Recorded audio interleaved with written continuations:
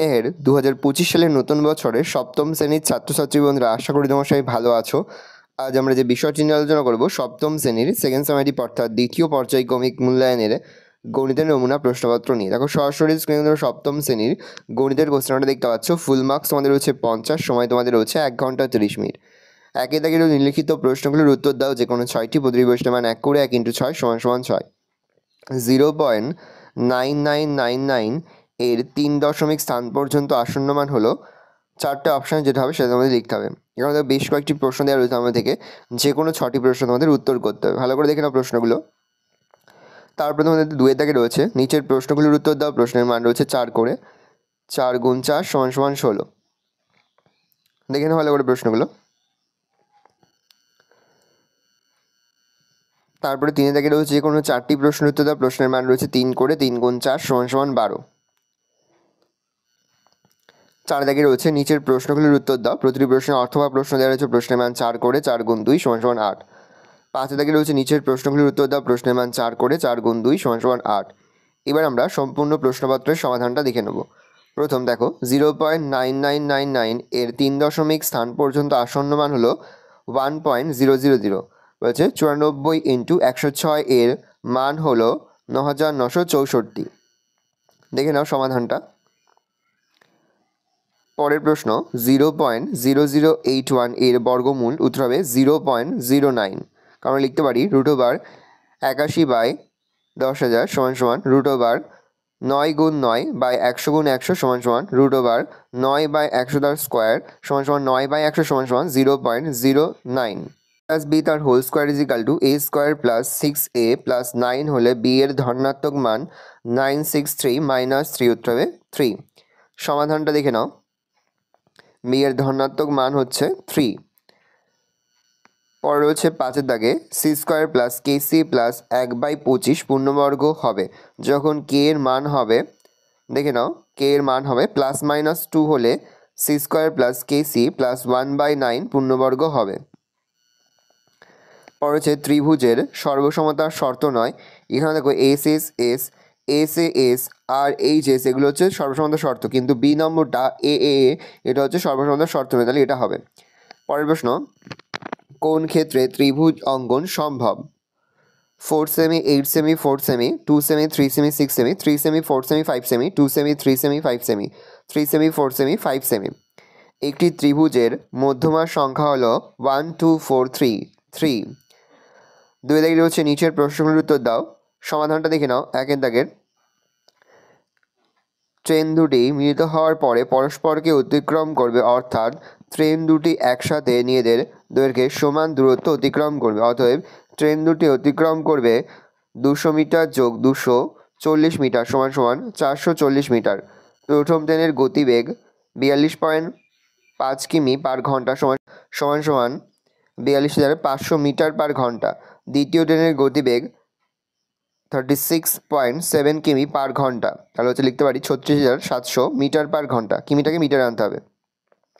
প্রথম ট্রেন ও দ্বিতীয় ট্রেন পরস্পরের বিপরীত দিকে চললে 1 ঘন্টায় মোট যাবে, তাহলে 42,500 মিটার যোগ 36,700 মিটার যোগ করলে হয় 79,200 মিটার। গণিতের ভাষায় সমস্যাটি হলো দূরত্ব ব্র্যাকেটে মিটার, সময় ব্র্যাকেটে সেকেন্ড। 79,200 মিটার যায় 60 × 60 সেকেন্ডে, আর 440 মিটার যায় কত সেকেন্ডে সেটা আমাদের বের করতে হবে। এক্স ধরেছি। এক্ষেত্রে দূরত্ব ও সময়ের মধ্যে সরল সম্পর্ক। সমানুপাতটি হলো 79,200 * 440 সমানুপাত চিহ্ন 60 × 60 × x। তাহলে আমরা লিখতে পারি 79,200/440 = 60 × 60/x। তাহলে 79,200x কোনাকুনি গুণ হবে 60 × 60 × 240। x = 60 × 60 × 440/79,200। 0 0 কেটে যাচ্ছে, দেখো কাটাকুটি যাচ্ছে, পড়ে থাকছে হচ্ছে 20 সেকেন্ড। তাহলে অতএব ট্রেন দুটি পরস্পরকে অতিক্রম করবে 20 সেকেন্ডে। পরের সমাধানটা দেখে নাও। অথবা দিয়ে রয়েছে এটা, ধরি ট্রেনটির দৈর্ঘ্য x মিটার। গণিতের ভাষায় সমস্যাটি হলো সময় ব্র্যাকেটে সেকেন্ড, দূরত্ব ব্র্যাকেটে মিটার। 25 সেকেন্ড সময়ে যায় 210 + x, আর 17 সেকেন্ডে যায় 122.x। এক্ষেত্রে সময় ও দূরত্বের মধ্যে সরল সম্পর্ক বিদ্যমান।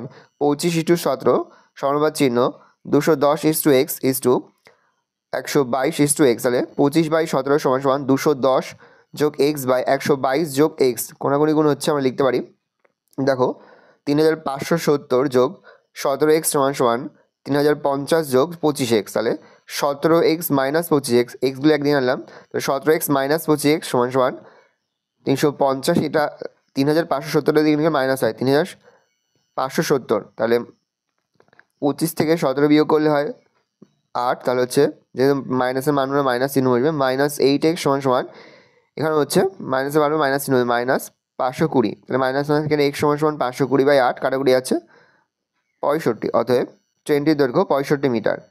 ট্রেনটি 25 সেকেন্ডে যায় 210 যোগ 65 সমান সমান 275 মিটার। ট্রেনটি 1 সেকেন্ডে যায় 275/25 মিটার। ট্রেনটি 3600 সেকেন্ডে যায় 275/25 ইন্টু 3600, কাটাকুটি আছে পড়ে থাকছে 11 গুণ 3600, গুণ করলে হচ্ছে হয় 39,600 মিটার। 39,600 মিটারকে আমাদের 1000 দিয়ে ভাগ করতে হবে, কারণ আমাদের কিমিতে আনতে হবে। 1000 দিয়ে ভাগ করলে হচ্ছে 39.5 কিমি। অতএব ট্রেনটির গতিবেগ 6 কিমি পার ঘন্টা। 2 নম্বর, প্রথম বর্গক্ষেত্রের ক্ষেত্রফল 1.4641 বর্গমিটার, 1.4641 বর্গমিটার। অতএব বাহুর দৈর্ঘ্য √1.4641 মিটার। আমরা ভাগ করব, ভাগ করলে ভাগ শেষ হচ্ছে 1.21, তাহলে √1.4641 সমান সমান 1.21। দ্বিতীয় বর্গক্ষেত্রের ক্ষেত্রফল 1.0609 বর্গমিটার, তাহলে বাহুর ক্ষেত্র √1.0609 মিটার। ভাগ করলে ভাগশেষ শুধু 1.03। অতএব প্রথম বর্গক্ষেত্রের বাহুর দৈর্ঘ্য বেশি। প্রথম বর্গক্ষেত্রের বাহুর দৈর্ঘ্য 1.21 মাইনাস 1.03 সমান সমান 0.18 মিটার বেশি। 3 নম্বর প্রশ্ন সমাধান। দৈর্ঘ্য যুগল প্রস্থ ইন্টু 2, আয়তকার জমির ক্ষেত্রফল 578 বর্গমিটার। অতএব দৈর্ঘ্য ইন্টু প্রস্থ সমান 578, 2 ইন্টু প্রস্থ সমান সমান 578, তাহলে প্রস্থ স্কয়ার ইজিক্যাল টু 578/2, কাটাকুটি করলে হচ্ছে 289। অতএব প্রস্থ সমান সমান √289 সমান সমান √17 গুণ 17 সমান সমান 17 মিটার। অতএব করিম চাচার জমির দৈর্ঘ্য সমান 17 গুণ 2 সমান সমান 34 মিটার। করিম চাচার জমির পরিসীমা 2 ইন্টু দৈর্ঘ্য প্লাস প্রস্থ, 2 দৈর্ঘ্য 34 প্রস্থ 17, তাহলে 2 গুণ 51 সমান সমান 102 মিটার। 4 নম্বর, প্রথম জমির ক্ষেত্রফল 30 গুণ প্রস্থ বর্গমিটার, দ্বিতীয় জমির ক্ষেত্রফল 30 গুণ প্রস্থ মাইনাস 5 বর্গমিটার সমান সমান 30 প্রস্থ মাইনাস 150 বর্গমিটার। প্রথম জমি ও দ্বিতীয় জমির পার্থক্য 30 মাইনাস 150 বর্গমিটার সমান সমান 150 বর্গমিটার। অতএব 150 বর্গমিটার চাষ করতে খরচ হয় 150 মাইনাস 120 সমান সমান 30 টাকা। 30 টাকা খরচ হয় 150 বর্গমিটার। 1 টাকা খরচ হয় 150/30 বর্গমিটার। 150 টাকা খরচ হয় 150 ইন্টু 150/30, 00 কেটে যাচ্ছে, 3 5 15, 15 গুণ 150 সমান সমান 750 বর্গমিটার। প্রশ্ন অনুসারে 30 ইন্টু প্রস্থ সমান সমান 750 বর্গমিটার। প্রস্থ সমান সমান 750/30, 00 কেটে যাচ্ছে, 3 25 25, তাহলে 25 মিটার। অতএব জমিটির প্রস্থ সমান সমান 25 মিটার। অথবা আরেকটি প্রশ্ন রয়েছে, দেখে নাও সমাধানটা। হলঘরের দৈর্ঘ্য 30 মিটার, তাহলে 30 গুণ 10 সমান সমান 300 ডেসিমিটার। হলঘরের প্রস্থ 18 মিটার, 18 গুণ 10 সমান সমান 180 ডেসিমিটার। অতএব হলঘরের ক্ষেত্রফল 300 গুণ 180 সমান সমান 54,000 বর্গ ডেসিমিটার। ব্যবহৃত বর্গাকার টালির একটি বাহুর দৈর্ঘ্য সমান সমান 3 ডেসিমিটার। অতএব বর্গাকার টালির ক্ষেত্রফল 3 গুণ 3 সমান সমান 9 বর্গ ডেসিমিটার। 9 বর্গ ডেসিমিটার আকৃতি হয় 1টি টালিতে, 1 ডেসিমিটার আকৃতি হয় 1/9টি টালিতে, তাহলে 54,000 ডেসিমিটার আবৃত হয় 1/9 ইন্টু 54,000, কাটাকুটি যাচ্ছে 9 দিয়ে 6,000, তাহলে 6,000টি টালি। অতএব 6,000টি বর্গক্ষেত্রাকার টালি লাগবে। 3 দাগের সমাধান থেকে যে কোনো 4টি প্রশ্ন দাও। 2p প্লাস 1/p সমান সমান 5 হলে p square plus 1/4p square এর মান কত? 2 প্লাস 1/p সমান সমান 5, তাহলে লিখতে পারি 2p plus 2/2p is equal two 5, তাহলে 2 কমন হলে p প্লাস 1/2p সমান সমান 5, তাহলে p plus 1/2p is equal two 5/2।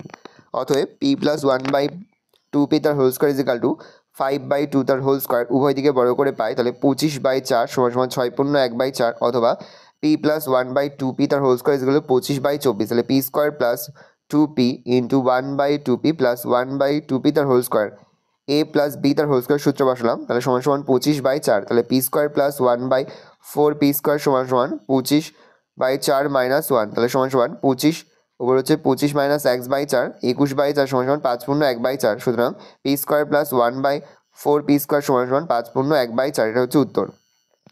পরের প্রশ্ন, m-1/m-2 সমান 6 হলে m-2 তার হোল স্কোয়ার প্লাস 1/m-2 তার হোল স্কোয়ারের মান কত? তাহলে লিখতে পারি m-2 তার হোল স্কোয়ার প্লাস 1/m-2 তার হোল স্কোয়ার, তাহলে লিখতে পারি সমান সমান, আমরা লিখতে পারি এটাকে সাজিয়ে m-2 তার হোল স্কোয়ার প্লাস 1/m-2 তার হোল স্কোয়ার, তাহলে লিখতে পারি এটা সূত্র বলে দেখো m-2 মাইনাস 1/m-2 তার whole square plus 2 into m-2 into 1/m-2, m-2 কেটে যাচ্ছে, পড়ে থাকছে 2, তাহলে যেহেতু আমাদের m-1/m-2 এর মান বসে, যেটা আমরা সংখ্যাটা একটু ঘুরিয়ে লিখলাম m-1/m-2 তার হোল স্কোয়ার প্লাস 2, এবার আমরা m-1/m-2 এর মান 6 বসিয়ে নিলাম, 6 - 2 তার হোল স্কোয়ার প্লাস 2, তাহলে 6 থেকে 2 বিয়োগ করলে 4, 4 তার স্কোয়ার প্লাস 2, 4 স্কোয়ার 16, 16 যোগ 2 সমান সমান 18, অতএব নির্ণীয় মান হচ্ছে 18।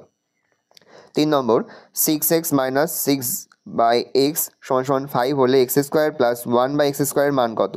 6x মাইনাস 6/x সমান সমান 5, তাহলে 6 কমন নিলে হয় x মাইনাস 1/x সমান সমান 5, তাহলে অতএব x মাইনাস 1/x সমান সমান 5/6, তাহলে x square plus 1/x square সমান সমান x স্কোয়ার প্লাস 1/x আর হোল স্কোয়ার, তাহলে x মাইনাস 1/x আর whole square plus 2 into x into 1/x, x কেটে যাচ্ছে, পরে থেকে 2, তাহলে x মাইনাস 1/x স্কোয়ার মান বলেছে 5, তাহলে 5 বসলাম, 5/6 হচ্ছে মান, তাহলে 5/6 তার হোল স্কোয়ার প্লাস 2, তাহলে 25/36 যোগ 2, তাহলে সমস্যা লিখলে 25 যোগ 72/36, 97/36 ভাগ করলে হচ্ছে 2 পূর্ণ 25/36, এটা হচ্ছে উত্তর।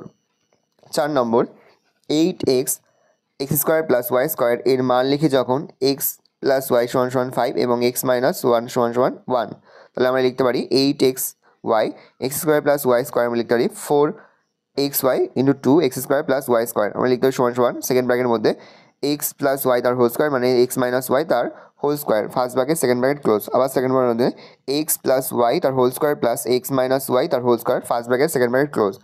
এখন x প্লাস 5 সমান সমান 5 এবং x মাইনাস ওয়াই সমান সমান 1 বসিয়ে পাই, তাহলে 5x স্কোয়ার প্লাস 1 স্কোয়ার, তাহলে 5 স্কোয়ার প্লাস 1 স্কোয়ার, এটা মাইনাস হবে প্রথমটা, 5 square minus 1 square bracket close, আর 5 স্কোয়ার প্লাস 1 স্কোয়ার, তাহলে 25 মাইনাস 1 আর 25 যোগ 1, তাহলে 25 থেকে 1 বিয়োগ করলে হয় 24, আর 25 সঙ্গে 1 যোগ করলে 26, তাহলে 26, 24 গুণ 26 সমান সমান 624, আর নির্ণীয় মান 624।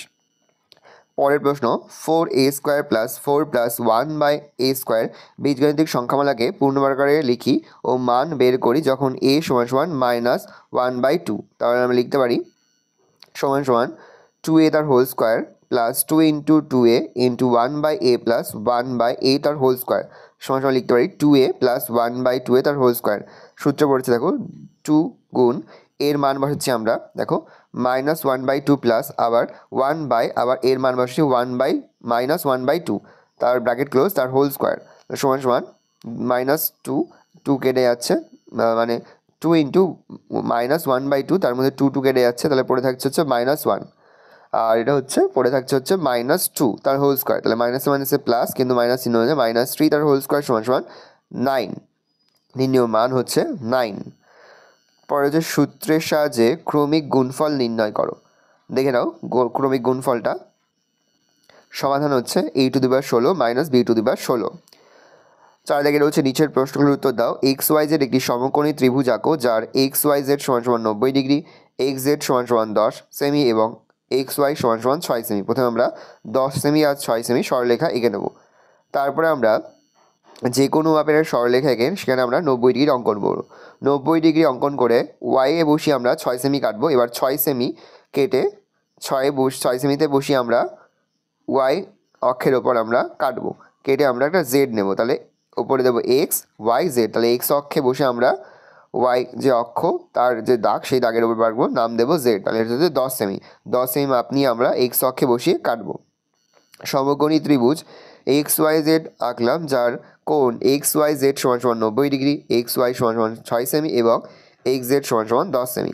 পরে হচ্ছে PQR একটি ত্রিভুজ আঁকি যার PQ সমান সমান 4 সেমি, QR সমান সমান 3 সেমি এবং কোণ PQR সমান সমান 90 ডিগ্রি। PQR ত্রিভুজের পি আর বাহুর দৈর্ঘ্য স্কেলের সাহায্যে মেপে লিখি। তাহলে পি কিউ হচ্ছে 4 সেমি আর কিউ আর হচ্ছে 3 সেমি, আর হচ্ছে আমরা একটা 90 ডিগ্রি অঙ্কন করব। আমরা যে কোনোভাবে একটা সরলরেখা এঁকে সেখানে আমরা 90 ডিগ্রির মাপটা নিয়ে 90 ডিগ্রিটা কাটবো। প্রথমে আমরা 3 সেমি কেটে তারপরে তার মধ্যে 90 ডিগ্রির মাপ নিয়ে 90 ডিগ্রিটা আঁকবো। এঁকে নিয়ে এবার আমরা কিউতে বসিয়ে আমরা 90 ডিগ্রি বরাবর আমরা 4 সেমি কাটবো। 4 সেমি কাটার পর এবার আমরা সেটাকে জুড়ে দেবো, মানে পি আর আরটা জুড়ে দেবো, এটা হচ্ছে 5 সেমি হবে।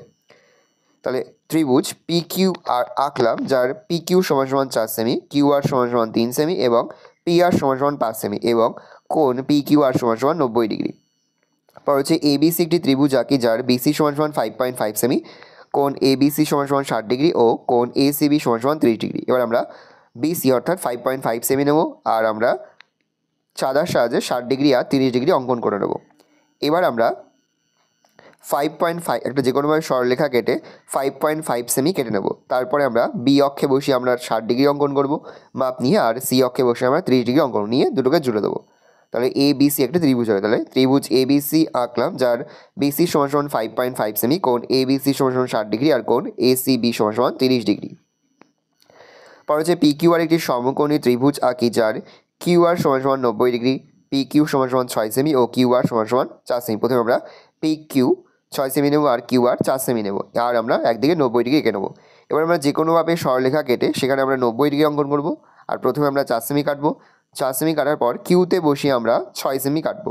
এবার আমরা পি আর আর যে বাহুটা সেটা আমরা জুড়ে দেবো। তাহলে সমকোণী ত্রিভুজ পি কিউ আর আঁকলাম, যার কোণ পি কিউ আর সমান সমান 90 ডিগ্রি, পি কিউ সমান সমান 6 সেমি এবং কিউ আর সমান সমান 4 সেমি।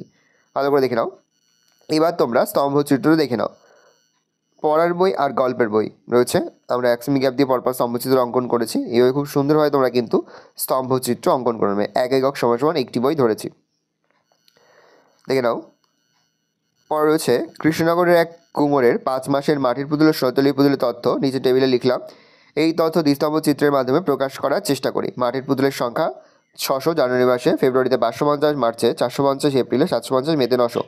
সোলার পুতুলের সংখ্যা হচ্ছে জানুয়ারিতে 500, ফেব্রুয়ারিতে হচ্ছে 450, মার্চে 600, এপ্রিলে 650, মেতে হচ্ছে 700।